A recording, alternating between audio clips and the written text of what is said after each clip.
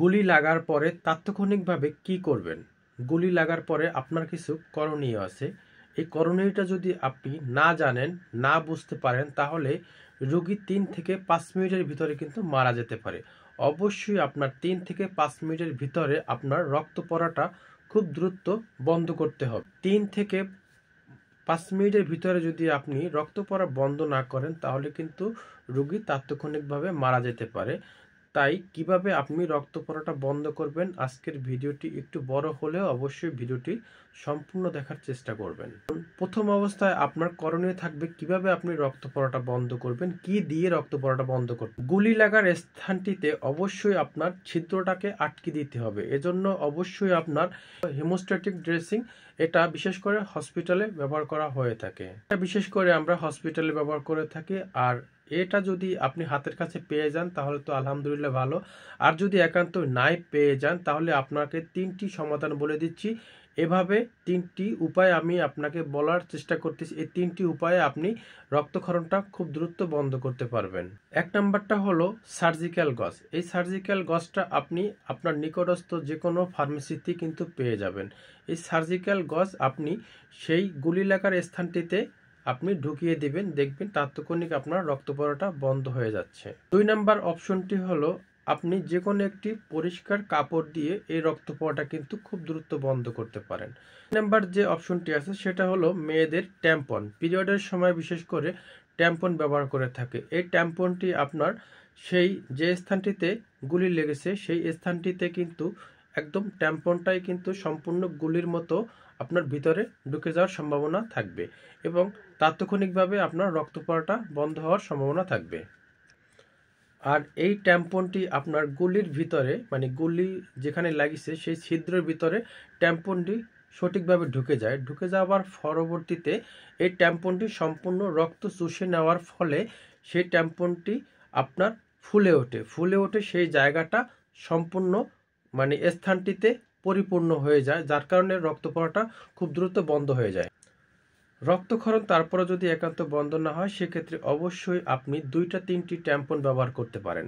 এতে কি হবে, আপনার খুব দ্রুত এই ট্যাম্পনের সাহায্যে কিন্তু আপনি রক্ত পড়া বন্ধ করতে পারবেন।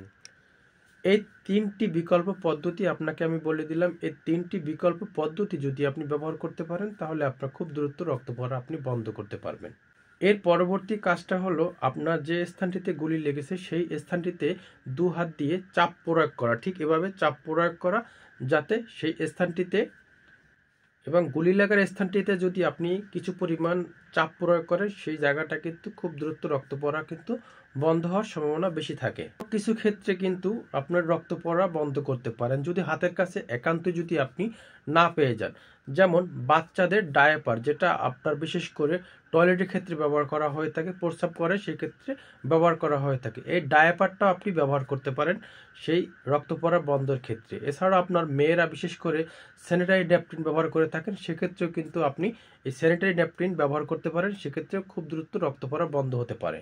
ডায়াপার বা স্যানিটারি যে ন্যাপকিন আছে, এটা যদি আপনি যে জায়গাটা আপনার লেগেছে সেই জায়গাটা যদি আপনি, মানে ডায়াপার মানে ভিতরের অংশটা যদি আপনি সেই গুলি জায়গার স্থানে এভাবে চেপে ধরেন তাহলে কিন্তু সেই রক্তটা কিন্তু সম্পূর্ণ চুষে নেবে এবং সেই জায়গাটা কিন্তু সম্পূর্ণ ফুলে যাবে এবং সেই ডায়াপারটা ফুলে রক্ত চোষার ফলে কিন্তু আপনার সেই জায়গাটা রক্ত পড়া খুব তাড়াতাড়ি বন্ধ হওয়ার সম্ভাবনা। আমি আপনাদের কি বলেছি, যেমন ডায়াপার, প্যাম্পাস এবং গজ কিংবা আপনার পরিষ্কার কোনো কাপড়।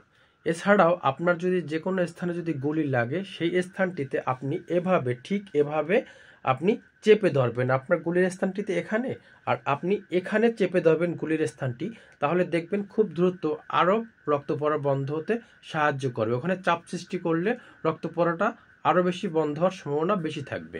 এখন কথা হলো, আপনার যদি ডায়াপার, প্যাম্পাস অতিরিক্ত ভিজে যায় সেক্ষেত্রে আপনি কি করবেন? এটা কি ফেলে দিবেন? না, এটা কখনোই ফেলে দেবেন না। আপনার ডায়াপার কিংবা প্যাম্পাস কিংবা স্যানিটারি ন্যাপকিন কিংবা গজ যদি আপনার ভিজে যায়, সেই ভিজে জায়গার স্থানটিতে আরও আপনি গজ দিয়ে দেবেন যাতে সেটা চাপ সৃষ্টি হয় এবং রক্তটা।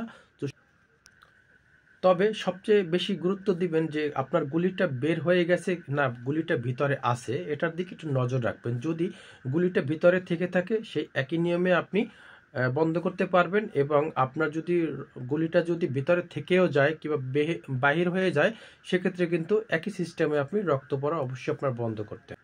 এছাড়াও যদি আপনার পায়ে অথবা হাঁটুতে যে কোনো স্থানে যদি গুলি লাগে, সেক্ষেত্রে আমি যে পদক্ষেপগুলো আপনাদের বলেছি, এই পদক্ষেপগুলো গ্রহণ করার পরে যদি আপনার একান্ত রক্ত পড়া বন্ধ না হয়, আপনার টনিকেট ব্যবহার করতে হবে। এই টনিকেট স্থানটিতে আপনার এখানে সম্পূর্ণ যেভাবে প্রেশার মাপে ওভাবে আপনার বেঁধে দিতে হবে। মানে প্রেশার মাপা বলতে আপনার সেই স্থানটিতে টনিকেট ব্যবহার করলে সেই জায়গাটা একদম রক্ত চলাচল বন্ধ হয়ে যাবে।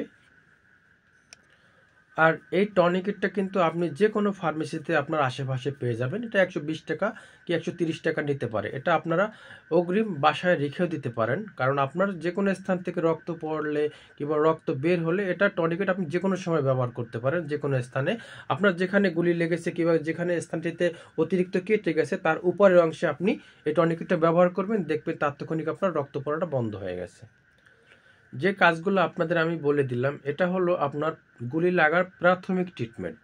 এর পরবর্তীতে অবশ্যই এটা যদি আপনার হসপিটাল আপনার কাছ থেকে অনেকটা দূরে থাকে, তো এক্ষেত্রে অবশ্যই আপনি এটা যেতে যেতে এই কাজগুলো করতে পারেন। কিংবা আপনার যেতে দেরি হচ্ছে, তাহলে এগুলো আপনি হাতের নাগালে যেভাবে হোক আপনি ম্যানেজ করে এগুলো করতে পারেন। তাৎক্ষণিকভাবে আপনি একজন চিকিৎসকের কাছে যাওয়ার চিন্তাভাবনা করবেন, অন্তত খুব তাড়াতাড়ি, যত পারেন তত তাড়াতাড়ি আপনার যাওয়াটা উত্তম হবে। তো আশা করি আপনাদের খুব সুন্দরভাবে বুঝিয়ে বলার চেষ্টা করলাম। তো আমি স্ক্রিনে অবশ্যই এটা লিখে দেব যে জরুরিভাবে আপনার কি কি দরকার হবে, কি কি রাখা দরকার হবে, কি কি আবারও এটা আমি স্ক্রিনে দেখিয়ে দেব। তো অবশ্যই আপনারা এভাবে চেষ্টা করবেন, তবে এরকমের পরিস্থিতি যেন মানুষের যেন না হয়, সেটাই সবসময় আশা করি, সেটাই আল্লাহর কাছে দোয়া করি, যাতে এরকমের পরিস্থিতি যখন কারণ না হয়, কারো যেন এরকমের গুলি না লাগে। তো ভিডিওটা অবশ্যই একটু সতর্কমূলক ভিডিও, যদি আপনার কাছে একটু হলে